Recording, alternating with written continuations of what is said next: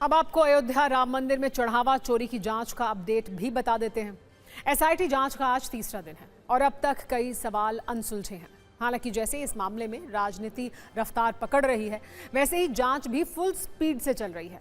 ये और बात है कि अब तक एफआईआर दर्ज नहीं हुई है, लेकिन जांच टीम अयोध्या में डेरा डाले हुए है।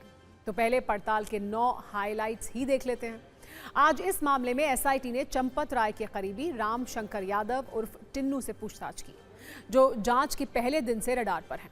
हालांकि वीडियो बयान जारी करके वो खुद को पाक साफ बता रहे हैं।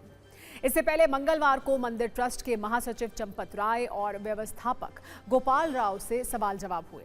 इसके अलावा नकदी की गिनती से जुड़े कर्मचारियों से पूछताछ की गई। मंदिर परिसर में लगे दान पात्रों के निरीक्षण के साथ ही इनकी संख्या और सुरक्षा व्यवस्था की समीक्षा की गई। नकदी गिनती से जुड़े सारे रिकॉर्ड कब्जे में लिए गए। नकदी जमा करने की प्रक्रिया और उससे जुड़े दस्तावेज भी देखे गए। सीसीटीवी फुटेज और ड्यूटी रजिस्टर की जांच की गई। गर्भगृह के सामने मौजूद आभूषण कक्ष का भी निरीक्षण किया गया और इस कक्ष की जिम्मेदारी संभालने वाले कर्मचारी से भी पूछताछ की गई। यानी 3 दिन में एसआईटी न केवल अलग अलग स्तर पर अब तक 65 लोगों से पूछताछ कर चुकी है, बल्कि चढ़ावे से जुड़ी प्रक्रिया को भी समझने की कोशिश कर रही है। जांच को गोपनीय बनाए रखने के लिए सुरक्षा एजेंसियों से जुड़े अधिकारियों को अभी इस पड़ताल से दूर रखा गया है। फोकस चढ़ावे के अलग अलग स्टेप को लेकर तय की गई जवाबदेही और निगरानी तंत्र को समझने पर है। सूत्रों के अनुसार एसआईटी ये समझने का प्रयास कर रही है कि दान पात्रों से निकाला जाने वाला चढ़ावा कितने चरण से गुजरता है।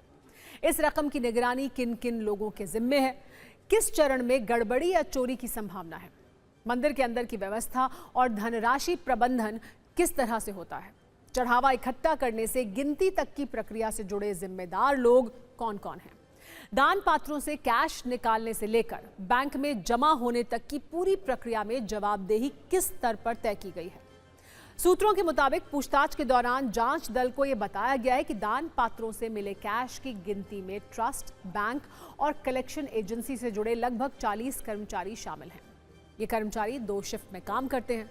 जांच में सामने ये आया है कि कलेक्शन एजेंसी की जिम्मेदारी केवल दान पात्रों से नकदी निकालकर उसे यात्री सुविधा केंद्र में मौजूद गोपनीय कक्ष तक पहुंचाने की ही होती है। खबर यह भी है कि एसआईटी ने चढ़ावे के साथ खर्चे का लेखा जोखा लेना शुरू कर दिया है। आज की पूछताछ का प्रमुख चेहरा टिन्नू यादव है, जो अपनी संपत्ति की वजह से चर्चा में आया। उसकी संपत्ति में एक हॉस्टल भी है, जिसे लेकर यह कहा जा रहा था कि ये आलीशान और सुविधाओं से लैस है। टीवी9 भारतवर्ष आज टिन्नू यादव के उस हॉस्टल पहुंचा। हकीकत में ये कोई आलीशान हॉस्टल नहीं, बल्कि सामान्य इमारत है जिसमें ज्यादातर छात्र ही रहते हैं। हमारे संवाददाता ने आपके लिए ये ग्राउंड रिपोर्ट भेजी है।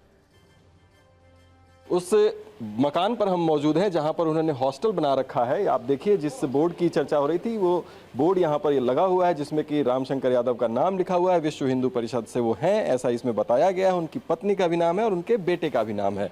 अब इस हॉस्टल में कितने कमरे हैं, कितनी बड़ी ये इमारत है, उसकी तस्वीर हम आपको यहाँ पर दिखाना चाहेंगे कि ये 2 मंजिला जो बिल्डिंग है, आप देख सकते हैं कि 2 फ्लोर हैं इस पे, यानी कि ग्राउंड फ्लोर और उसके अलावा फर्स्ट फ्लोर है। आज हम सच्चाई आपको दिखाते हैं कि इस हॉस्टल में कितने कमरे हैं, कितने हाईटेक कमरे बने हुए हैं, लग्जरी हैं या फिर सामान्य हैं। ये कमरा है, देखिए यहाँ पर साइड में ही ये तस्वीर दिखाइए कि यहाँ किचन बना हुआ है, खाने पीने का सामान भी यहाँ जमीन पर ही रखा हुआ है। और कमरे की हालत अगर आप देखेंगे तो आपको ये समझ में आएगा कि यहाँ पर स्टूडेंट्स रहते हैं, बैचलर्स